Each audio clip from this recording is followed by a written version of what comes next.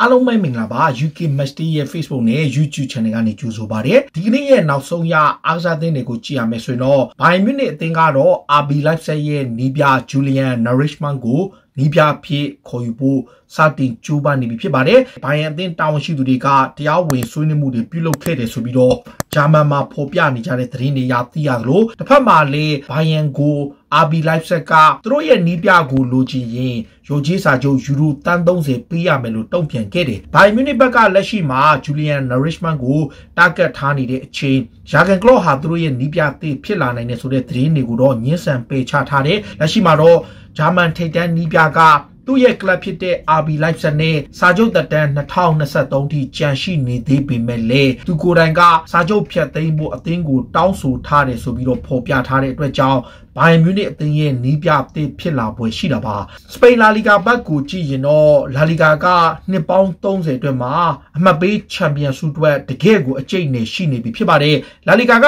တနင်္ဂနွေနေ့တုန်းကအက်တလက်တီကိုမက်ဒရစ်ကအက်တလက်တီကလပ်ဘီဘာအိုကိုရှုံးတဲ့အချိန်ဘာဆိုနာကဗီလာရီယယ်ကိုနိုင်ဆဗီယာကလည်းနိုင်ပွဲရတဲ့အချိန်မှာလာလီဂါပြိုင်ဘက်မှာ၄သင်းဟာအကျိတ်နဲ့ရှိနေတယ်အက်တလက်တီကိုမက်ဒရစ်က83မှတ်Real Madrid က81မှတ်ဘာဆိုနာက81မှတ်ကိုတပွဲရော့နဲ့ဆဗီယာကရမှတ်80ရထားတယ်သူတို့အနေနဲ့လာလီဂါချန်ပီယံလက်ကျန်ဘာဆိုနာက6ပွဲကျန်တဲ့တင်းတွေက9ပွဲပဲကျန်တဲ့အချိန်မှာဘာမဆိုဖြစ်လာနိုင်တဲ့အခြေအနေအတွက်လာလီဂါရဲ့ဥက္ကဋ္ဌဖြစ်တဲ့ Tevez ကတော့အရန်ကိုကြီးနေတယ်လာလီဂါဟာခါတိုင်းထက်ပိုပြီးအကျိတ်နေဖြစ်လာပြီဆိုပြီးတော့သူကချီကျူးထားသလိုသူ့ရဲ့ပြိုင်ပွဲဟာစိတ်ဝင်စားမှုအရှိဆုံးလို့ဆိုထားပါတယ်လာလီဂါကအခုလိုမျိုးအောင်မြင်မှုတွေနဲ့အကျိတ်နေရှိနေတဲ့အချိန်မှာလာလီဂါပြိုင်ပွဲဟာဒီတက်ပိုပြီးတော့ရုပ်တံဝင်ငွေပိုရသင့်တယ်ဆိုပြီးတော့လဲ Tevez ကလည်းပြောထားတယ် Real Madrid အသင်းက Super League ကိစ္စကိုသူတို့ဘက်ကထောက်ခံခြင်းမရှိပေမဲ့လာလီဂါအနေနဲ့ရုပ်တံတွေကိုစပွန်ဆာပိုမိုရရှိနိုင်ဖို့လာမယ့်ရာသီမှာအဓိကကြိုးပမ်းသွားပွဲရှိတယ်လို့ဆိုပါတယ်။က PSG အသင်းကလည်းတိုက်စစ်မှုနေမာနဲ့ Kylian Mbappe ကိုတက်တန်းတိုးနိုင်ဖို့အရှိန်ဟုန်မြင့်ကြိုးပမ်းနေတယ်။ PSG ရဲ့အားကစားဒရိုက်တာဖြစ်တဲ့ Leonardo ကိုတိုင်က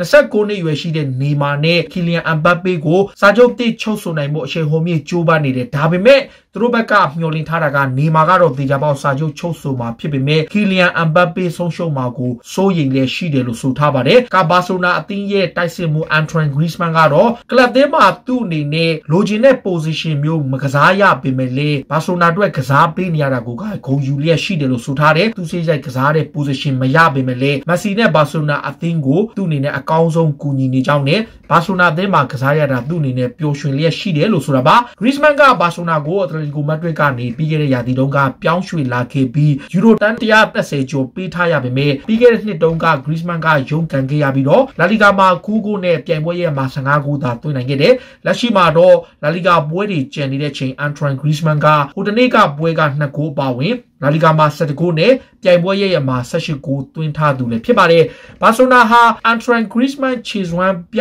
လာတဲ့အတွက်သူတို့ရဲ့တောင်ပံကစားမ Ousmane Dembele ကိုလက်လွတ်ပွဲရှိတယ်။လက်လွတ်ဖို့ရှိတဲ့အဓိကအချက်ကစာချုပ်သက်တမ်းတစ်နှစ်ပဲကျန်တော့တဲ့အချိန် Antoine Griezmann ကလည်းခြေစွမ်းပြနေတော့ Dembele ရဲ့အလားအလာမရရဘူးလို့ဆိုထားတယ်။ RMC report ရဲ့ဖော်ပြချက်အရဘာဆိုနာဘက်ကယူရိုတန်း50ပေါင်44သန်းပဲရရှိရင်ပဲ23နှစ်ရွယ်ရှိတဲ့သူတို့ရဲ့တောင်ပံကစားမကိုရောင်းချဖို့ရှိတယ်လို့ဆိုထားလို့ Manchester United, Liverpool နဲ့ Juventus အသင်းတွေကသူ့ကိုခေါ်ချင်နေတယ်လို့ဆိုပါတယ်။ခါ Inter Milan အသင်းကလည်း Manchester City ရဲ့တိုက်စစ်မှုစာချုပ်အကွဲတို့ကိုလိုချင်နေတယ်။အကွဲတို့ရဲ့ agent ဖြစ်သူက Inter Milan နဲ့ဆက်သွယ်ပြီးတော့အပြောင်းရွှေ့အတွက်ကြိုးပမ်းပွဲရှိတယ်လို့ Italy နာမည်ကြီး Tuttosport မှာဖော်ပြထားတယ်။ဒါပေမဲ့လည်း La Liga ကလပ်ဘာဆိုနာကတော့စာဂျူအကွဲရိုနဲ့မက်ဆီရဲ့ဆက်ဆံရေးကြောင့်သူ့ကိုခေါ်ယူနိုင်ဖို့ရေပန်းစားဆုံးဖြစ်တယ်လို့လည်းဖော်ပြထားပါတယ်။ကာရီယယ်မက်ဒရစ်အသင်းကတော့စူပါလိပြိုင်ပွဲကြီးမဖြစ်လာတဲ့အတွက်ကြောင့်ငွေသိပ်သုံးဖို့မရှိတဲ့အချိန်အာဆနယ်ကိုအငှားချထားတဲ့လူငယ်ကစားမအိုဒီဂါကိုရောင်းချဖို့အစီအစဉ်မရှိတော့ဘူးလို့ဆိုထားပါတယ်။ရီယယ်ဘက်ကအိုဒီဂါကိုတကယ်လို့ရောင်းချရင်လည်းပေါင်တန်း50နဲ့60ကြားရမှသာရောင်းမယ်လို့ဆိုထားလို့ကစားမအသစ်ခေါ်ယူနိုင်ခြင်းမရှိရင်တော့သူ့ကိုပြန်ခေါ်မယ်လို့ဆိုပါတယ်။ကာအာဆနယ်အသင်းက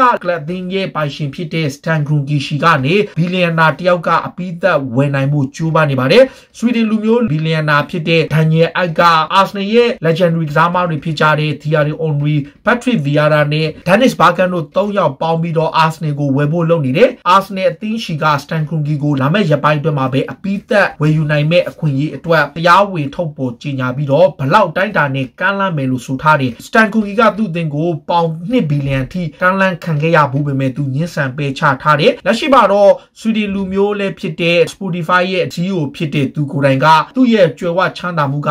4.8 ဘီလီယံထိရှိတာကြောင့် Arsenal ကိုဝယ်ယူနိုင်ဖို့သူ့ရဲ့ငွေကြေးတွေအားလုံးကိုသုံးစွဲသွားနိုင်တဲ့အထိကြိုးပမ်းသွားပွဲရှိတယ်လို့လည်းဖော်ပြထားပါတယ်လက်ရှိမှာတော့ Arsenal အသင်းကတစ်ဖက်မှာလည်းအပြောင်းရွှေ့တွက်ပြုလုပ်နေတဲ့အချိန်သူတို့ရဲ့လူငယ်ကစားသမားတွေဖြစ်ကြတဲ့ Ainsley Maitland-Niles, Joe Willock, Eddie Nketiah နဲ့ Reece Nelson တို့အားလုံးကိုရောင်းချဖို့စီစဉ်နေပါတယ်။ The Sun ရဲ့အဆိုအရ Arsenal က West Brom ကိုငှားချထားတဲ့ Maitland-Niles ကိုပေါင် 25 သန်း Eddie Nketiah ကိုပေါင် 20 Joe Willock ကိုပေါင် 25 သန်းနဲ့ Reece Nelson ကိုပေါင် 20 ရရင်ပဲဒီလူငယ်ကစားသမား 4 ယောက်ရှိကနေပေါင် 100 ပတ်ဝန်းကျင်လောက်ထိမျှော်လင့်လျက်ရှိတယ်လို့ဆိုတာပါ။ Arsenal နဲ့လက်ရှိမှာ Borussia Dortmund ရဲ့ကွင်းလင်ကစားသမား Julian Weigl ကိုလည်းခေါ်ခြင်းနဲ့အဓိကက Martin Odegaard ကိုခေါ်ယူနိုင်ခြင်းမရှိခဲ့ရင်တော့ Weigl ကိုခေါ်နိုင်ဖို့ကြိုးပမ်းနေလို့ Julian Weigl ကိုယ်တိုင်ကလည်း Borussia Dortmund မှာကစားခွင့်ပျောက်ဆုံးနေလို့သူကအသင်းကထွက်ခွာပွဲရှိနေတာပါ Arsenal အနေနဲ့ Emery Smith Rowe ကိုတက်တန်းထိုးဖို့လုပ်နေတဲ့အချိန်သူတို့ဘက်ကဒီလူငယ်ကစားသမားလေးရဲ့ခြေစွမ်းကိုစောင့်ကြည့်နေပြီးတော့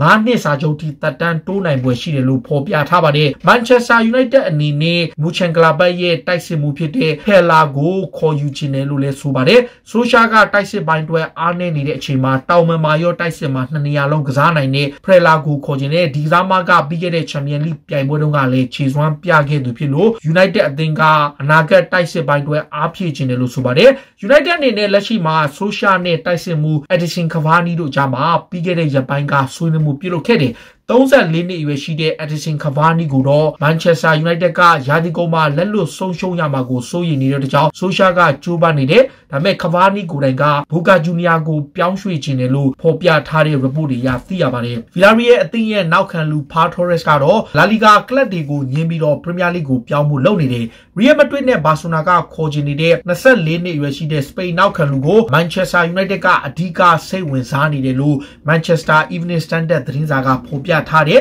ဒီ24 နှစ်သား Spain လူမျိုးကလည်းအင်္ဂလန်ကိုပြောင်းရွှေ့ခြင်းနေတဲ့ကြောင်းနဲ့ United ဟာသူ့အတွက်လည်းတင့်တော်တဲ့အသင်းတစ်သင်းဖြစ်တယ်လို့လည်းသူ့ရဲ့ agent ကဆိုထားတာကြောင့် Manchester United ကိုရွေးချယ်နိုင်ပွဲရှိတာပါ United ရဲ့ပြည်သက်တွေကတော့အသင်းပိုင်ရှင်ဖြစ်တဲ့ Glazer မိသားစုကိုအသင်းကိုရောင်းချဖို့ဖိအားပေးမှုတွေရှိနေပေမဲ့လည်းနီးပြဆိုရှာက Glazer ဟာကလပ်သင်းကနေထွက်ခွာပြီးတော့ Manchester United ကိုရောင်းချသွားဖို့ကသူ့အနေနဲ့လုံးဝမမြင်နိုင်ဘူးလို့ဆိုထားတယ် Glazer ဟာအသင်းကိုထိုင်းတာထိ support လုပ်နေပေမဲ့လည်းပြည်သက်တွေကတော့ရောင်းချဖို့အလိုရှိနေပေမဲ့ဆိုရှာကတော့ဒီကိစ္စကဖြစ်နိုင်မှုတော်တော်ကိုခက်လျက်ရှိတယ်လို့ဆိုတာပါအခါ Watford ရဲ့လူငယ်ကစားမှာ Ismail Mailasa ကိုတော့ Chelsea ကခေါ်ဖို့လုပ်နေပါတယ်လက်ရှိမှာ Ismail Mailasa ဟာ Watford နဲ့အတူ Premier League မှာတကြောပြန်တွေ့ရတော့မှာပါ Chelsea ကပြီးခဲ့တဲ့ရာသီတုန်းကစိတ်ဝင်စားခဲ့လို့ United ကလည်းခေါ်ဖို့လုပ်နေတယ်ဒါပေမဲ့ Watford ကယူရိုတန်း40တောင်းဆိုခဲ့တဲ့အတွက်ပြက်ပြဲတဲ့အချိန်မှာ Chelsea ဘက်ကစိတ်ဝင်စားတယ်လို့ဖော်ပြထားလာတယ်အခါ Chelsea ရဲ့အသင်းကောင်းဆောင် Cesar Azpilicueta ကိုတော့ Atletico Madrid ကလည်း target ထားနေပါတယ်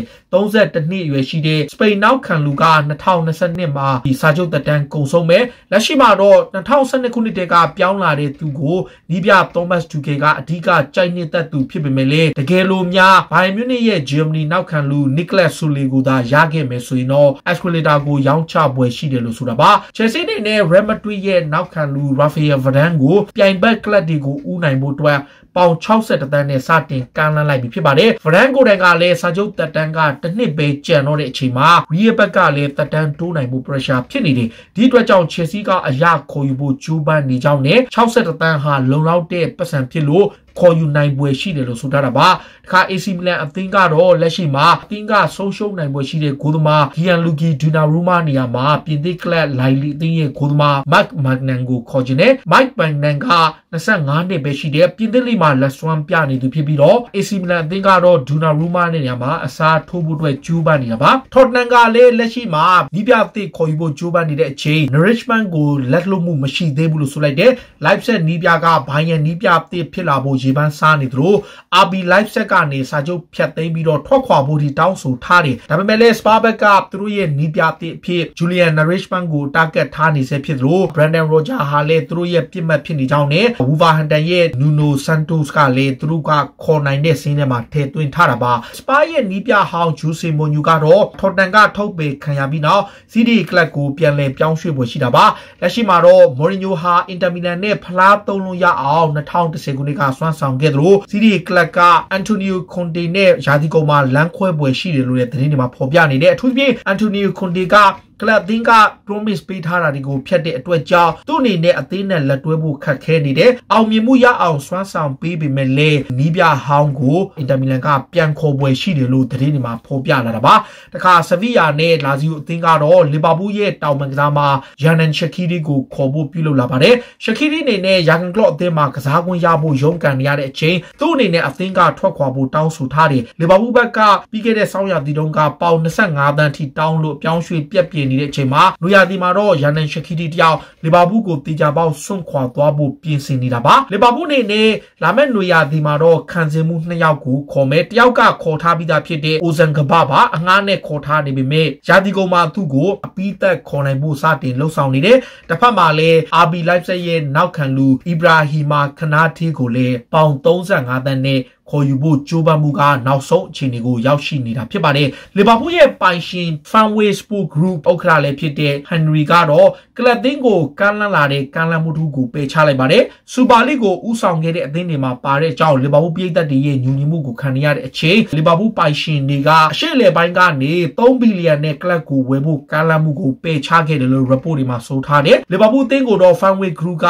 2010ခုနှစ်မှာပေါင်တန်း300နဲ့ဝယ်ယူခဲ့ပြီးတော့10နှစ်ကျော်အကြာမှာဆယ်စားကျော်ထိမြတ်ပြီးတော့3ဘီလီယံအထိကမ်းလှမ်းမှုကိုသူတို့ဘက်ကပယ်ချထားတာပါတခါမန်ချက်စတာစီးတီးအသင်းကလည်း ISK ဘယ်နောက်ခံလူထာဂလီယာဖီကိုလိုချင်ပါတယ်မန်စီးတီးအနေနဲ့ဘယ်နောက်ခံလူပိုင်းမှာအားနည်းနေတဲ့အချိန်သူတို့ဘက်ကထာဂလီယာဖီကိုခေါ်ယူချင်နေကြောင်းနဲ့ IS ကတော့ယူရို15သန်းရရင်ပဲသူတို့ရဲ့နောက်ခံလူကိုလက်လွတ်ပွဲရှိတယ်လို့ဆိုပါတယ်မန်ချက်စတာစီးတီးမှာတော့ဟိုတနေ့ကကာရာဘောင်ကပ်မှာခြေစွမ်းပြခဲ့လို့လက်ရှိမှာလည်းအသင်းအတွက်အရေးပါတဲ့ကစားမတွေရှိတာကြောင့် Raheem Sterling ပုံမှန်နေရာပြောင်းနေတယ်လို့ဆိုထားတယ်စတာလင်အဓိကကစားခွင့်မရတာကညာတောင်ပံမှာရီယာမာရက်စ်နဲ့ဘယ်တောင်ပံမှာဖိုဒန်တို့ရှိတာကြောင့်သူ့အနေနဲ့ပုံမှန်ကစားခွင့်ပျောက်ဆုံးနေတာဖြစ်တယ်လို့ဂွာဒီယိုလာကဝန်ခံခဲ့လို့မကြာမီချိန်တွင်းမှာပဲသူဟာကစားခွင့်အတိုင်းအတာထိပြန်လည်ရရှိမယ်လို့လည်းဆိုထားပါတယ်ဒါတွေကတော့စိတ်ဝင်စားစရာနောက်ဆုံးရအားကစားသင်းတွေကိုတင်ဆက်ပေးတာပါခုလိုမျိုးစိတ်ဝင်စားစရာအားကစားသင်းတွေကိုနားဆင်ကြတဲ့ယူရှင်တော့ UK Match Day ရဲ့ Facebook နဲ့ YouTube Channel ကို follow လုပ်ကြပါလို့တောင်းဆိုရင်းနဲ့ဒီကနေ့ရဲ့အစီအစဉ်ကို